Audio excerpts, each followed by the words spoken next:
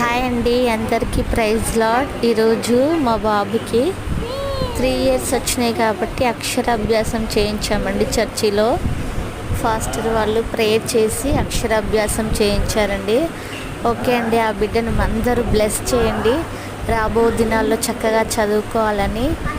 ఇంకా మా వీడియో నచ్చితే లైక్ చేయండి, షేర్ చేయండి, కామెంట్ చేయండి ఫ్రెండ్స్. Okay friends, bye.